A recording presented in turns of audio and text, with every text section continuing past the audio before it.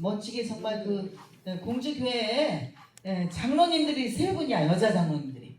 그리고 45, 6년 됐죠. 역사가. 그런데 목사님이 한 30년 25년 정도 그 시무를 하셨는데 진짜 그때 한번 공주에 한번 가자고 제가 말씀드렸었잖아. 못 가셨는데 갔는데 얼마나 대접을 잘하시는지 정말 생각이 납니다. 시간 아주 푸짐하게 정말 시간 진짜 장로님 온 성도들이 할 것 없이 시간 대접을 최고로 대접을 받았어요. 정말 풍성하게 웅성하게 대접을 받았고요. 정말 오늘 또 이렇게 모셨는데 목회를 참 멋지게 시골인데도 젊은 분이 그때 젊으셨을 거 아니에요. 지금도 젊은데 그 곳에서 한평생 한 반평생 다 보내신 것 같아요. 하나님이 크게 우리 목사님 사역에 더욱 크게 그 비전 위에 함께 하시고 축복해 주실 줄로 믿습니다. 어제 밤에까지 많았는데 오늘 왜 이렇게 줄어들었을까? 좀 죄송하네. 마가복음 7장 31절부터 37절까지 말씀입니다. 마가복음 7장 31절부터 37절 마지막 절까지 제가 읽어드리겠습니다. 예수께서 다시 두로 지방에서 나와 시도를 지나고 데가볼리 지방을 통과하여 갈릴리 호수에 이르시매 사람들이 귀먹고 말 더듬는 자를 데리고 예수께 나와 안수하여 주시기를 간구하거늘 예수께서 그 사람을 따로 데리고 무리를 떠나사 손가락을 그의 양귀에 넣고 침을 뱉어 그의 혀에 손을 대시며 하늘을 우러러 탄식하시며 그에게 이르시되 에바다 하시니 이는 열리라는 뜻이라. 그의 귀가 열리고 혀가 맺힌 것이 곧 풀려 말이 분명하여졌더라. 예수께서 그들에게 경고하사 아무에게도 이르지 말라 하시되 경고하실수록 그들이 더욱 널리 전파하니 사람들이 심히 놀라 이르되 그가 모든 것을 잘하였도다. 못 듣는 사람도 듣게 하고 말 못하는 사람도 말하게 한다 하리라. 아멘. 오늘 말씀 제목은 그가 모든 것을 잘하였도다 라는 그러한 말씀으로 같이 은혜를 나누고자 합니다.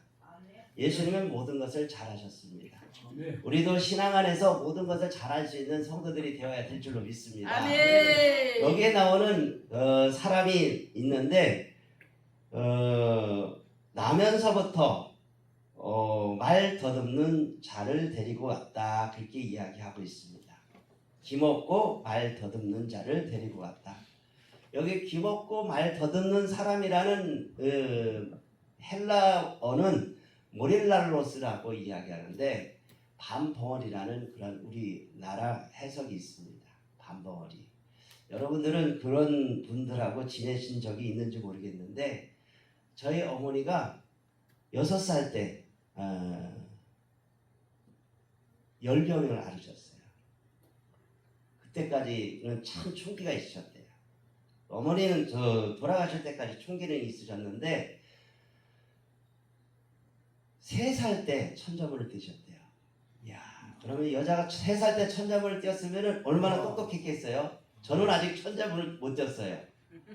그런데 저희 어머니는 3살 때 천자문을 띄셨대요.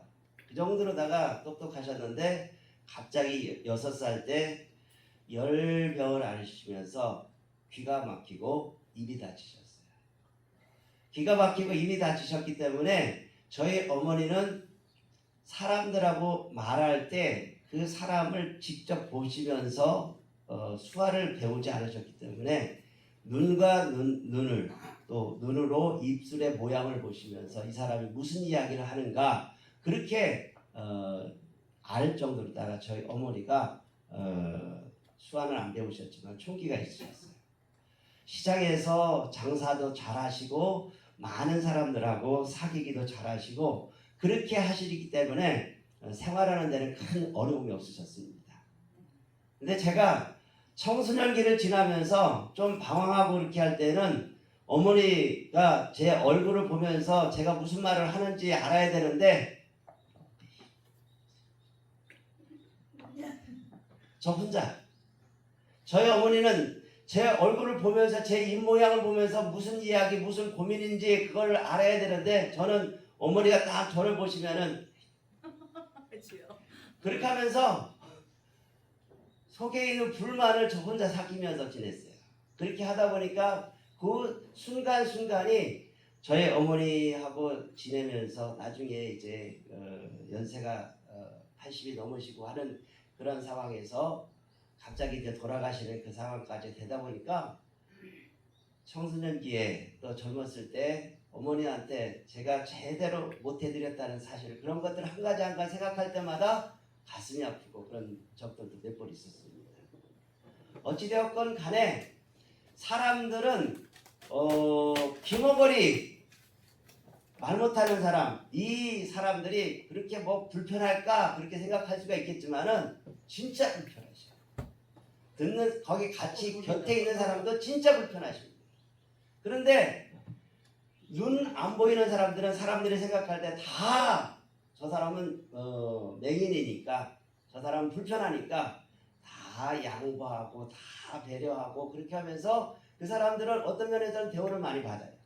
그리고 사람들 스스로 생각할 때 나는 눈 못 보는 사람이니까 맹인이니까 모든 일들이 있어서 힘들고 어렵다 불편하다 그렇게 이야기하는데 정말로 저희 어머니 같은 분들 같은 경우는 겉으로 볼 때는 멀쩡하니까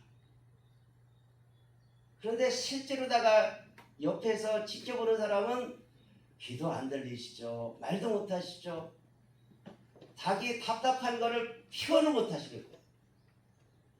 그래서 저희 어머니가 참 한 세월 동안에 참 불편하고 어렵게 생활하셨다 그런 생각들을 많이 했어요. 예전에 저희 어머니가 저희 막내 동생이 미국 하와이에 살거든요. 하와이에서 사업을 지금은 이제 제대로 자리가 잡혀가지고서 사업체가 몇 개가 있어요.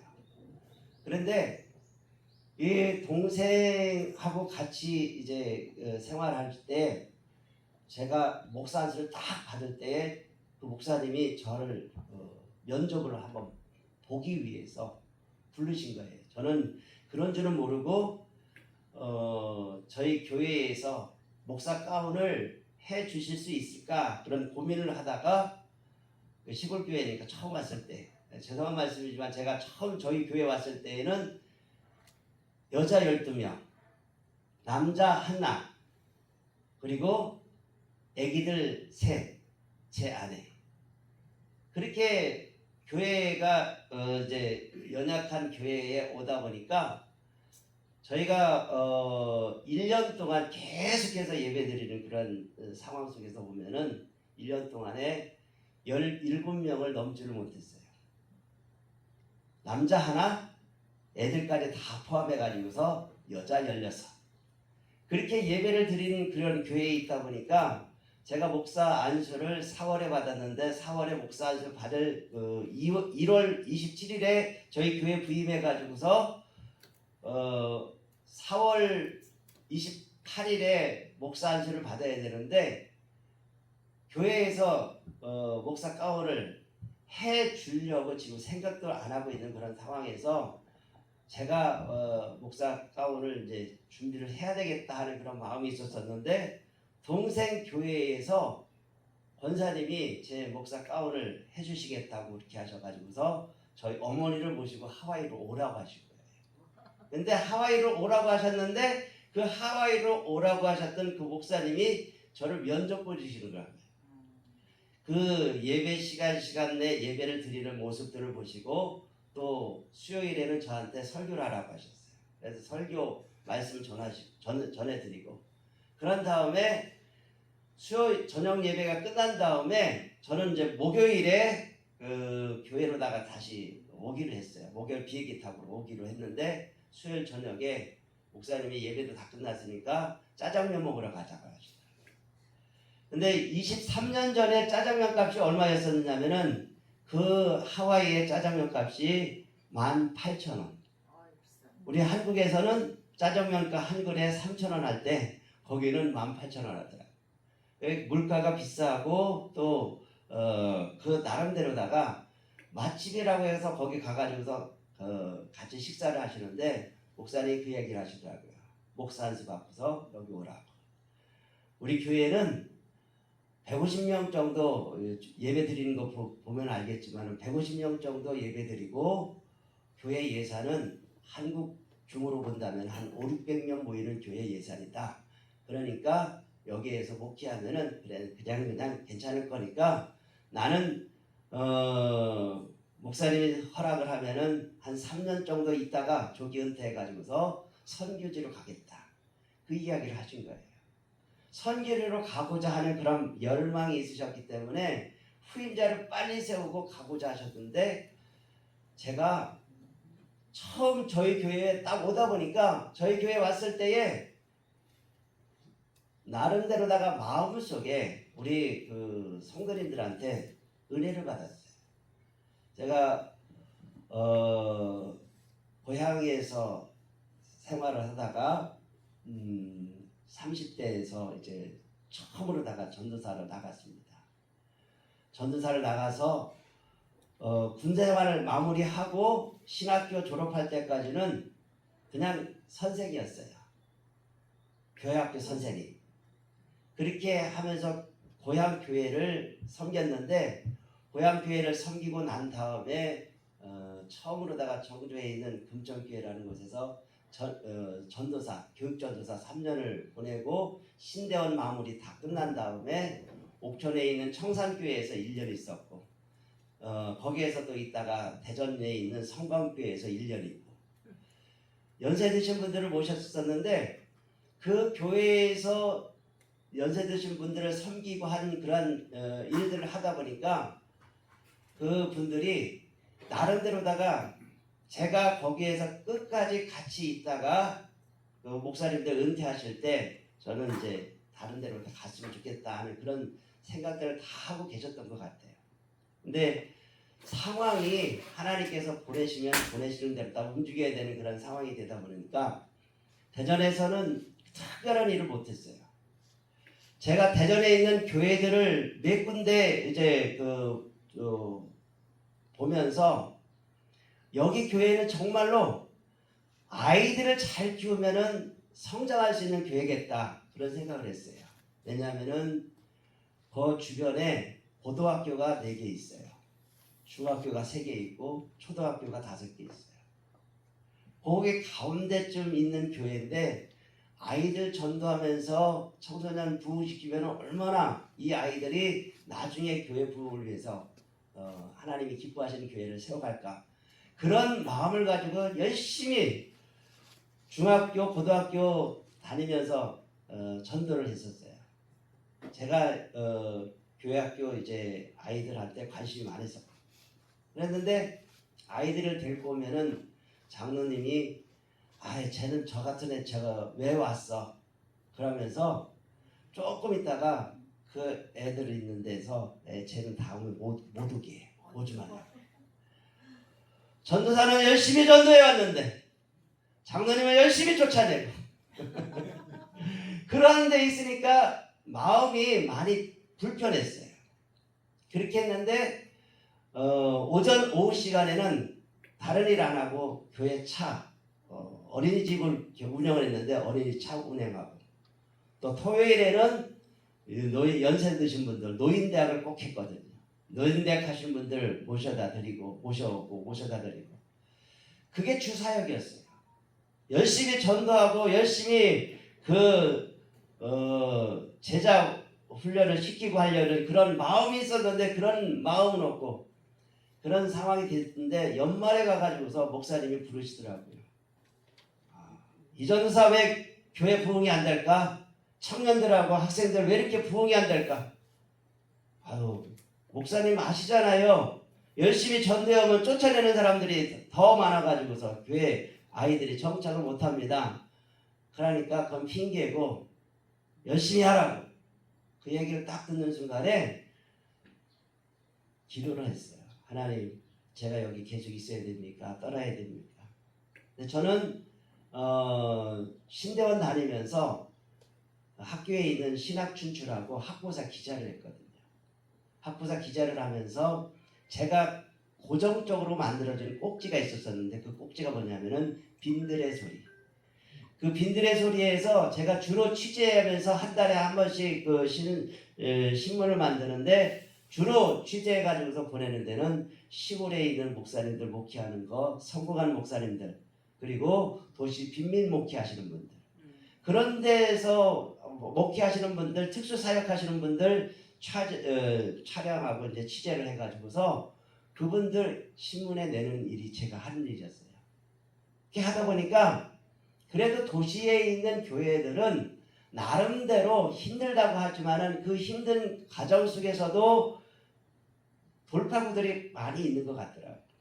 그런데 시골에 있는 교회들 같은 경우는 담임 목사님이 혼자 모든 일들을 다 하면서 어른들을 섬겨야 되고 교회 부흥을 위해서 노력해야 되는 그런 과정들이 다 있다 보니까 저는 하나님 앞에 기도하면서 하나님, 저는 도시교회보다는 시골교회가 더 맞는 것 같습니다. 죄송하지만 저는 하나님 시골교회 목회하는 게 좋을 것 같습니다. 그러면서 기도하면서 준비를 했었는데 마침 이제 교회에서 그런 어려움이 있을 때에 저희 교회에서 지금 있는 교회에서 원죄에 있었던 목사님이 한 4년, 5년 정도 목회를 하시다가 도시에 있는 큰 교회에 부목으로 가시게 됐대요. 그러니까 후임자를 구하는데 제가 한번 왔으면 좋겠다. 그래서 이런저런 이야기하고 시찰장님을 만나고 그렇게 하니까 다른 이력서 볼 필요 없이 그냥 여기 와서 목회하라고, 그래서 목회를 그쪽으로 가게 된 거예요. 그런데 가는 날까지 그 이제 대전에 있는 교회한테는 죄송하지만은 가족 날까지 4시에 이제 그 이삿짐을 다 싸가지고서 출발하기로다가 약속이 됐는데 3시까지 교회 어린이집 차량 운행하고 가라는 거예요. 그래서 이사 오는 날 제가 이삿짐 뭐 정리 같은 거 신경 쓸 겨를도 없이 오전에 차량 운행하고 점심 때 잠깐 와가지고서 짐 싸는 거 같이 도와드리고, 그 다음에 오후에 차량 운행하고서 인사드리고 가는 거예요. 인사드리고 가는데 우리 그 장로님이 저한테 가시면서 고생하셨으니까 가시면서 식사나 하라고 봉투 하나를 주시더라고요.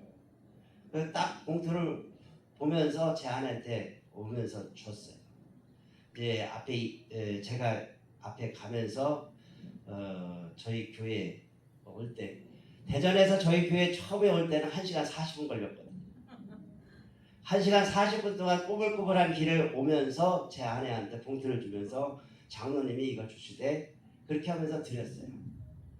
근데 저는 솔직히 말해가지고 퇴직금은 주실 줄 알았어요. 1년 2달 있었으니까 퇴직금은 주실 줄 알았는데 퇴직금도 아니에요. 딱 얼마 들어있느냐면은 3만 원. 이삿짐 센터 이삿짐 집값도 안 주고 차비도 안 주고 그렇게 하면서 왔는데, 저희 교회에 왔을 때에 저희 교회 성도님들이 저녁도 안 드시고서 저희를 기다리시고 1월 27일에 그 추운 날에 성도님들이 새로운 이제 전도사님 오신다. 이제 4월 되면 목사한테 받기 약속되어 있었기 때문에 그렇게 하다 보니까 거기에 있는 우리 그 성도님들이 몇 분 안 계시지만은 저녁 때까지 집사님들이 기다리고 계십니다. 그 이삿짐 차가 딱 왔는데 이삿짐을 먼저 내리고서 밥을 먹어야 되는 그런 상황이 됐는데 아니래요. 우리 전도사님 오셨으니까 밥 차려놨으니까 밥 먼저 드시고서 이삿짐 내리라. 그러면서 우리 이삿짐 센터 운영하는 집사님 하고 이렇게 해가지고서 그 모든 것들을 다 마무리하고 이제 식사 먼저 하시고 짐 다 내리고, 그 다음서부터 이제 그 다음 날서부터 저희가 이제 이삿짐을 정리하는 그런 상황이 됐는데, 제가 대전에 그 옥천에서 대전에 갈 때에도 또 청주에서 대전 옥천으로다가 그렇게 전도사 취임하는 그런 이삿짐 운영하는 그런 일들을 하는 데서 이제 이삿짐을 내리는데 다 짜장면만 주셨거든요. 왜 예전에는 이삿짐 하면서 이삿짐 나르면 짜장면 먹는 게 다 일이잖아요, 그죠? 짜장면 먹었어요. 근데 여기서는 밥도 해주셨죠. 선수 그냥 빠 찧어가지고서 인절미도 만들어 주셨죠. 그렇게 하면서 나름대로다가 전에 있었던 교회에서 맺힌 그 마음들이 새로운 시골 교회에 오니까 이분들이 그런 것들을 다 준비해 주시니까 얼마나 감사한 거예요. 아멘. 그런 감사함이 있었어요. 아멘. 그렇게 하면서 하와이로 딱 갔더니 하와이에 있는 목사님이 내가 동생한테는 확실하게 얘기를 안 했는데 전도사님을 보니까 내 후임자로 오면 좋겠다. 그렇게 이야기를 딱 하시면서 가서 고민하라고 그 말씀을 주셨어요. 그렇게 하고 저는 이제 어머니는 그 기간 동안에 한 달 정도 거기 있다가 제 목사 안수 받을 그 시기에 맞춰가지고서 동생하고 같이 왔어요. 그랬는데 그런 과정에서 그 목사님도 나름대로 치유의 은사가 있으셨던 거예요. 집회하시면서 교회에서 금요 성회 집회하시는데 저희 어머니를 다 보시더니 저희 어머니를 하나님께서 만져주시면 치료하실 거다 그런 마음의 확신이 있으셨대요. 아멘. 그래서 저희 어머니를 놓고서 계속 기도를 하시는데 치료하시겠다. 그러면서 저희 어머니한테 계속 이제 여기 계속 있으면서 기도하라. 근데 저희 어머니는 아들 목사 안수 받는 데 와야 되니까 계속 있지는 못하겠다. 그렇게 하면서 오셨어요. 오시고서 저희 어머니한테 오늘 예수님께서 하시던 대로다가 기도하시면서 귀에다가 손을 집어넣고 손을 얹으시고 그러면서 눈에다가 또 엄지손가락을 귀에다 놓고 눈에다가 입에다가 막 그렇게 하시면서 이분이 치료하는 그런 치유 사역을 계속 하셨던 것 같아요. 근데 치유 사역을 하셨는데 감으로 봐서는 열릴 것 같은 그런 생각이 들으셨던 것 같아요. 목사님이 보실 때. 그래서 목사님이 계속 여기서 있다가 완전히 치료받으면 가라고 했는데 저희 어머니께서는 아니라 그냥 한국으로 오셨어요. 그런데 한국에 오셔가지고서 어느 순간에 제 아내가 집에서 일을 하다가 갑자기 물건을 바닥에다 툭 떨어뜨렸어요. 툭 떨어뜨렸는데 거리가 조금 있었거든요. 거리가 조금 있었는데 물건을 툭 떨어뜨렸는데 저희 어머니가 소리 듣고서 깜짝 놀라신 거예요. 약간 열리는 그런 기분이 들었는데 안 열린 거예요. 끝까지 열렸으면 얼마나 좋겠어요. 불편함이 없이 얼마나 좋으시겠어요. 근데 그런 것들을 체험하지 못하시고서 저희 어머니는 하나님 부르심을 받으셨어요. 그런 과정 속에서 치료의 역사, 치유의 능력은 지금도 하나님께서 계속해서 기름 부으시는 분한테 내려주시는 것을 저는 많이 느낍니다. 아멘. 제가 신대원 다니면서 신학교 다니면서 대전신학교 이제 3학년에 편입을 했거든요. 3학년에 편입을 했는데 보은에 가면은 속리산 근처에 속리산 근처에 딱 한 군데만 복주사 땅이 아닌 땅이 있어요. 거기가 어디냐면은 속리산에 있는 속리산 교회예요. 그 교회 땅 외에는 거기에 있는 입구 정인품 소나무 있는 거기 입구서부터 쫙 그 위에까지 리조트도 있고 호텔도 있고 한 거기까지 다 복주사 땅이에요. 그런데 어떻게 목사님이 그 땅을 사셨는지 모르겠는데 그 교회가 있는 땅 거기 500평만 교회 땅이에요. 나머지는 다 거의 다 흡수된 그런 상황이었었는데 거기 교회에 가가지고서 이제 수련회를 했어요. 수련회를 했는데 갑자기 한 아이가 배가 아프다고 막 그러는 거예요. 산에 올라갔다 내려와 가지고서 아침을 같이 먹었는데 수련회 그 프로그램 중에서 아침 먹고서 났는데 얘가 갑자기 배가 아프다 그래요. 배가 아프면은 제일 먼저 수련회도 하고 하는 그런 상황이니까 목사님이 기도해 주셨으면 좋겠다 하는 그런 마음이 제가 딱 드는 거예요. 기도해 주시면 좋겠다고 목사님한테 말씀드렸어요. 그랬더니 고향교회 목사님이 아프면 병원 데리고 가야지 왜 여기서 이렇게 했냐. 차 갈 수 있는 그런 형편이 안 됐거든요. 운전에 갈 수 있는 사람은 저밖에 없었는데 제가 이 후속 프로그램을 해야 되고 그런 상황이 되다 보니까 이 애를 본 읍내에 있는 병원까지 데리고 갔다 올 시간이 안 됐거든요. 그러면은 거기까지 갔다 오면은 모든 프로그램은 다 스톱해야 돼요. 그런 상황이 되다 보니까 목사님한테 기도해 주시고 기도하면은 이 아이가 나을 것 같습니다. 그렇게 말씀드렸더니 아니래. 기도는 하나님께서 그냥 치료 은사 있는 사람만 하는 거지 내가 기도한다고 낫겠냐. 그러면서 그냥 누편으로 하는 거예요. 답답하잖아요. 답답한 마음에서 제가 그 아이 배에다가 손을 얹으면서 기도했어요. 하나님, 이 애가 낫지 않으면 다음 수속 프로그램이 제대로 진행되지 않습니다. 하나님, 얘 낫게 해주세요. 제가 기도했는데 금방 나왔어요. 아멘. 야, 금방 나왔는데 이 아이가 언제 배 아팠다는 식으로 다 하면서 그 위에 있는 프로그램 다 같이 끌고 가면서 같이 진행해서 그 시간이 은혜의 시간이었어요. 아멘. 근데 그때서부터 이제 저는 고향교회 목사님한테 찍혔어요. 왜? 여름 수련회 같이 데리고 왔는데 목사님 말 안 듣고 왜 기도해가지고 그 아이가 멀쩡해졌냐는 거예요. 목사님 말씀을 잘 들어야지 자기 말 안 들었다고 목사님한테 찍혔어요. 그때서부터 목사님께서 얘는 이제 보내야 되겠다. 그 마음을 갖고서 그 청주에 있는 목사님하고 서로 이야기하면서 그런 상황이 됐던 거예요. 그런 과정을 겪어가면서 제가 교회, 학교 누구한테 맡길 수 있는 그런 상황이 못 됐었거든요. 신학교 이제 졸업할 때 돼가지고 신대원 가야 되는 그런 상황이 되긴 했지만은 후임자가 확실하게 교회를 끌고 갈 수 있는 그런 사람이 없었어요.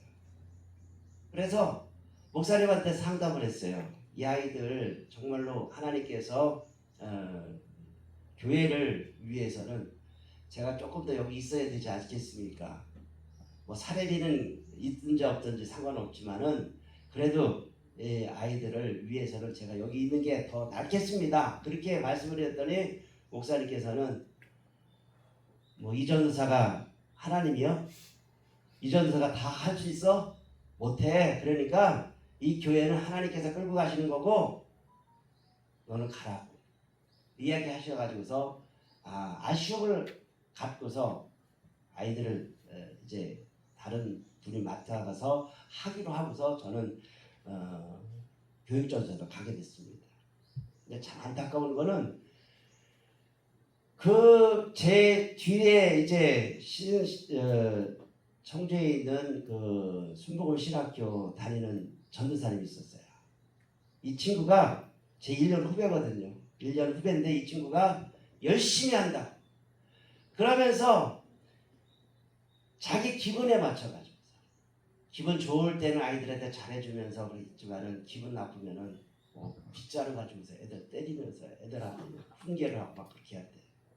아직 그 신학교 갈 때까지 신앙생활을 그렇게 오래 한 친구는 아니었어요. 갑자기 하나님께서 신학교 가라고 하셨고 갑자기 이제 신앙생활을 하게 된 그런 상황이 됐기 때문에 이 친구는 25살까지는 군대 갔다 올 때까지는 신앙생활 안 한 친구였거든요. 그랬는데 갑자기 그렇게 하나님 부르심 받아가지고서 세례받고서 세례받은 다음에 목사님한테 나 신학교 갑니다 하고서 이야기했던 친구였거든요. 그래서 정말로 이 아이들을 정말 잘 가르치고 이 아이들을 잘 이제 신앙 성장을 시킬 수 있을까 하는 그런 마음이 있었는데 이 친구가 그렇게 하면서 제가 있을 때 그 고향 교회가 중학생 40명, 고등학교 30명, 한 70명 모이는 교회였어요. 저는 아이들 데리고 교회차 있었는데 교회차 끌고 다니면서 이 아이들 7개 동네를 다니면서 아이들한테 와가지고서 예배드리고 예배 시간 1시간을 위해서 2시간 반 차원에 있었어요. 그때 그렇게 하면서 아이들이 막 모이기 시작하고 아이들도 나름대로다가 교회 안에서 그렇게 신앙생활 하는 게 재미있어가지고서 동네에 믿지 않는 친구 심지어는 스씨 아들까지도 교회 와가지고 같이 예배드릴 정도. 그렇게 하면서 교회가 나름대로다가 재미있게 가는 그런 상황이 있었는데 제가 떠나는 그런 상황 속에서 나중에 아이들이 전도사님 너무 속상하고 힘들어요 그렇게 했는데 왜 애들 다 떠났어요. 몇 명 모이는데 지금 20명밖에 안 모여요. 그런 이야기를 들을 때 얼마나 가슴이 아팠겠어요. 그런 상황이었었는데 어찌됐건 이런 여러 상황 속에서 순간순간마다 하나님께서는 그 사람의 갈 길을 그냥 계속해서 가라고 가시면 가는 그런 상황이 되는 그런 과정이 있었습니다. 근데 제가 오늘 말씀 속에서 예수님께서 이 병자를 고치시고 또 여러 일들을 같이 하실 때에 주님께서 하시는 선한 역사, 이건 사람들이 다 인정하는 그가 모든 것을 잘하였다, 인정받았잖아요. 근데 오늘날 우리 신앙생활하는 그런 상황 속에서 놓고 보면은 어떤 사람은 잘했다고 하지만 어떤 사람은 그런 것이 내 뜻이 아니면 아니다 그런 생각을 할 때가 있다는 거예요. 그런 상황 속에서 제가 이제 하와이에 있는 교회 목사님한테 이제 왔으면 좋겠다 그렇게 하셨지만은 제가 여기서 목사 안수 받고서 바로 떠난다는 것은 도리가 아닌 것 같습니다. 저는 여기서 조금 더 하나님 일을 하면서 나중에 혹시라도 그런 상황이 된다면은 제가 고민해 보겠습니다 하고서 거절을 했어요. 거절한 그 다음서부터 이제 저희 교회에서 9월까지 저희 교회에서 계속 저는 그 17명만 같이 이제 예배드리는 그런 상황이 됐어요. 그러다 강단에서 기도하면서 하나님 이 교회도 부흥해야 되지 않습니까? 어떻게 하면 하나님 이 교회가 하나님의 은혜를 누리면서 이 마을 사람들을 하나님 품으로 인도할 수 있겠습니까? 그렇게 고민하면서 기도했는데 하나님께서 지혜를 주셨는데 저희 동네 넘어가면은 온천 지역이 5군데가 있어요.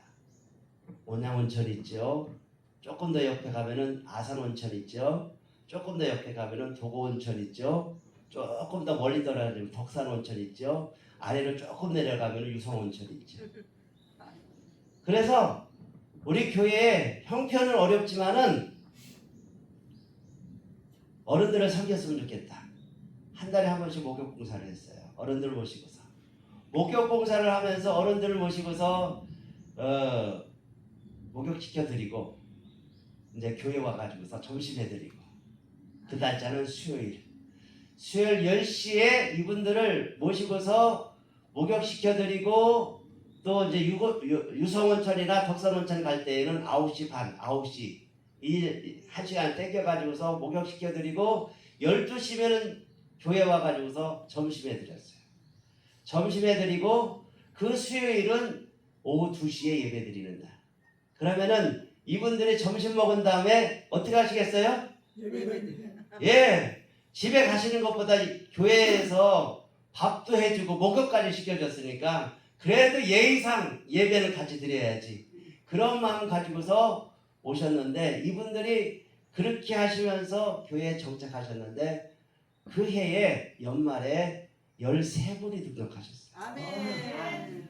남자 여자 할머니 할아버지 13분이 등록을 하셔가지고서 남자는 제가 모셔다 드리면서 열심히 등밀어 드리고 여자분들은 우리 권사님 중에서 그 일을 잘 하시는 분이 계셔가지고서 모시고 다니면서 그런 일을 했어요.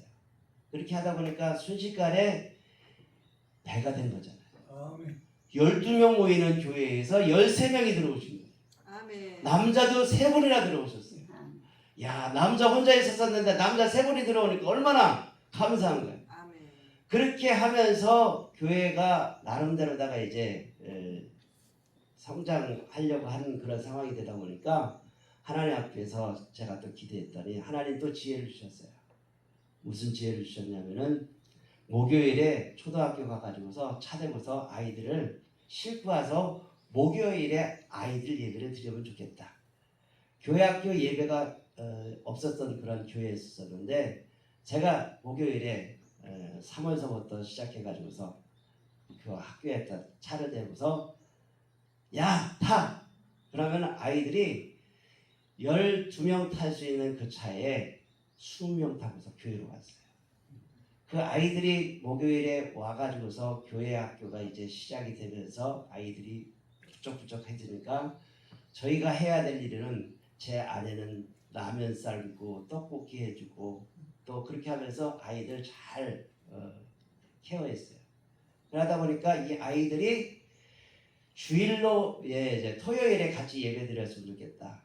목요일에는 또 다른 일들도 하고 이렇게 해서 원래 목요일에 그렇게 했었으면 끝까지 이 아이들을 더 잘 케어할 수 있었을 것 같았었는데 교회 형편이나 이런 여러 사정으로 인해 가지고서 토요일에 아이들이 와서 예배를 드리기 시작하고 토요일에 아이들이 와서 예배를 드리다 보니까 이제 이 아이들이 중학교, 고등학교 가는 그런 상황이 되다 보니까 토요일은 중고등학생들 그리고 주일에 다시 아이들 예배 드리는 그런 과정을 하면서 저희 교회 학교가 30명 예배 드렸어요. 아멘. 초등학교가 전체 초등학교 학생들이 몇 명이냐면은 55명 중에서 30명이 저희 교회 와가지고 예배를 드렸어요. 그때는 그렇게 가능했었습니다. 왜냐하면은 주변에 있는 동네들에 아이들이 있었기 때문에. 근데 죄송하지만 유구도 출산율이 없어요. 저희 주변에 있는 동네에 애가 하나도 없어요. 도시에서 낳고서 나오는 우리 안수 집사님 가정에 있는 막내 아이가 지금 3살인데 3살의 아이가 유일한 우리 교회 학교 아이예요. 그렇게 하다 보니까 3살 배기 하나밖에 없는 그러한 상황이 되고 주변에 있는 동네에 또 아이들이 없어요. 그래서 지금 초등학교 전체 학생들이 몇 명이냐면은 학년당 뭐 3명, 2명밖에 없는 그런 데도 있고 그렇게 해가지고서 아이들이 20명 정도밖에 안 돼요. 근데 이 20명 중에서 반은 유구 읍내에서 돈 주고서 사가지고 오는 애들이에요. 그런 상황이 되다 보니까 주변에 애들이 없어가지고 교회학교 물이 닫히는 그런 상황이 됐습니다. 한국 교회의 현실이 지금 이만큼 힘들고 어려운 상황이에요. 그렇게 하다 보니까 미국에서 저희 한국을 진단하기를 한국은 청소년 이하 아이들은 선교 대상국이래요. 왜냐하면은 우리나라 전체 청소년 중에 신앙생활하면서 등록한 신앙생활하는 아이들이 몇 퍼센트냐면은 3%밖에 안 됩니다. 선교국에서 진단하기를 8% 이하로 떨어지는 사람들이 있는 그 나라는 선교 대상국이에요. 그러니까 우리나라도 미국에서 진단할 때에는 선교국을 질 수밖에 없는 겁니다.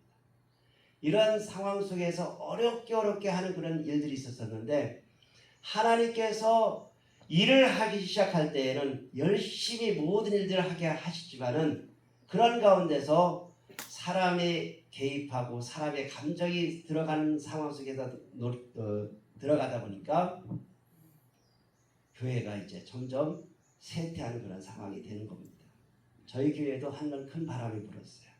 그 바람이 부니까 교회 성도님들이 열심히 저희 교회에 오셔서 아시겠지만 이 예배당 반밖에 안 되잖아요. 예배당 반밖에 안 되는 그 예배당에 7, 80명이 앉아가지고서 예배를 드렸다니까. 의자가 없었어요.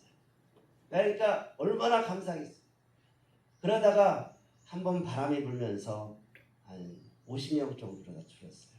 20명 정도 이제 전도되어 온 사람들도 그리고 또 여러 일들로 인해 가지고서 떠나는 그런 상황이 되다 보니까 50명 정도 예배드리다가 코로나 시기를 지나면서 이 교회 성도님들 중에서도 저희 교회에서 장례만 13번 치렀어요. 장례만 13번 치렀는데 그 중에 한 사람은 신앙생활 안 하시는 분이었었는데 불교 신자였거든요. 그런데 장례를 모실 수가 없는 그런 상황이 되다 보니까 그 집안의 유일한 며느리가 교회에서 장례 좀 치렀으면 좋겠다. 그렇게 저한테 요청을 한 거예요. 그래서 장로님들하고 상의를 했어요. 이런 상황이 됐으니까 교회가 이렇게 섬겨주면은 이분들도 나중에 하나님 앞으로 돌아오면은 하나님께서 기뻐하실 거다. 장례를 모시고 난 그 다음 달에 이 부인께서 고맙다. 교회 나오기 시작하시고 아멘. 그렇게 교회 나오기 시작하셔가지고 그렇게 신앙생활 하시다가 지금 이제 요양병원에 가 계시는데 치매가 오셔가지고 요양병원에 가 계세요. 코로나 시기를 거치면서 교회 예배를 계속 드리던 분은 지금까지 건강하셔요. 90살 넘으셔서 교회 신앙생활 지금도 허리 끌고서 허리 구부작을 그렇게 하면서 교회 오셔서 예배 드리죠. 근데 그 시간에 자녀들 이야기 듣고 요양원이나 또 아니면 병원에 계시던 분들은 다 먼저 가셔가지고서 장례를 다들 보셨어요. 이런 여러 상황 속에서 있다 보니까 교회 안에서 사람이 말이 들어가고 또 교회 안에서 사람의 생각이 들어가다 보니까 예수님께서 모든 사람들의 생각이나 이런 것들은 다 제쳐주고서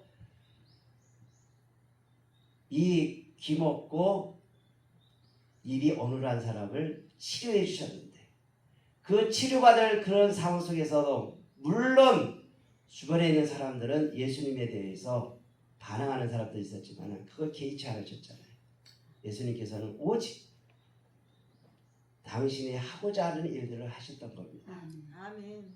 이 사람을 데리고 가가지고서 이 사람이 치료될지 안 치료될지 그건 상관하지 않은 거죠. 물론 하나님의 능력보다 이 사람을 치료하셨던 그런 역사가 있었지만은 그러한 치료하는 상황 속에서 이 사람이 에베다의 축복을 누렸던 것처럼 우리 교회에도 하나님께서 주신 에베다의 축복을 누리기 위해서는 사람의 이야기를 들으면 안 되겠다 그런 생각을 많이 하게 되더라고요. 그래서 우리는 하나님께서 주신 그 은혜 오늘 말씀 속에서 예수님께서 이 사람을 치료하시는 그러한 역사 속에서는 이 사람의 귀가 열리고 이 사람의 입이 열리게 됐던 것은 분명히 주님의 능력이었다는 겁니다. 아멘. 그 능력 속에서 우리에게 주시는 메시지가 저는 간략하게 두 가지라고 생각을 해요.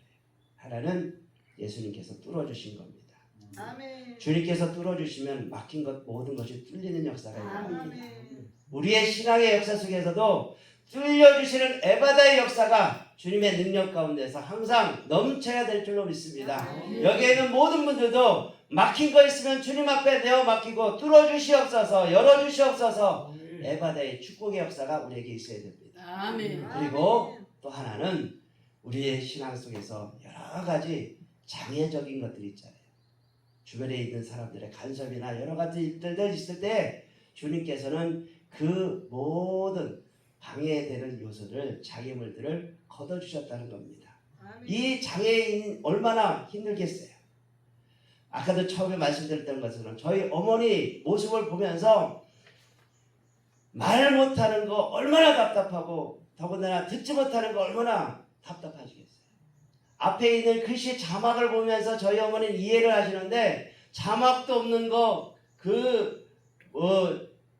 드라마를 같이 보면서도 어떤 때는 사람의 얼굴만 직접 보면서 이 사람들이 대화하는 게 아니잖아요.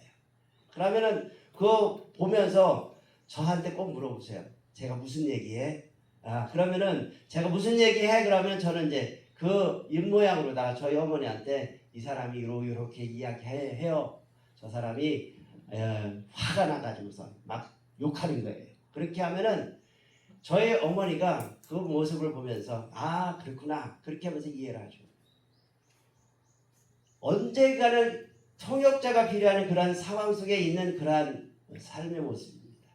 그렇기 때문에 얼마나 답답한 그런 삶을 살아겠습니까?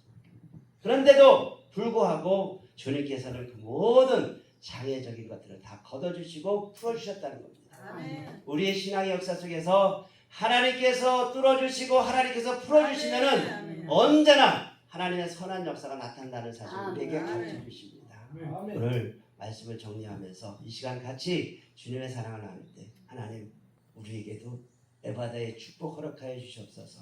아멘. 뚫어 주시옵시고 아멘. 제거시켜 주시고 열어 주시옵소서. 아멘. 주의 역사가 오늘 이 시간에 우리에게 함께 하실 줄로 믿습니다. 이 시간 같이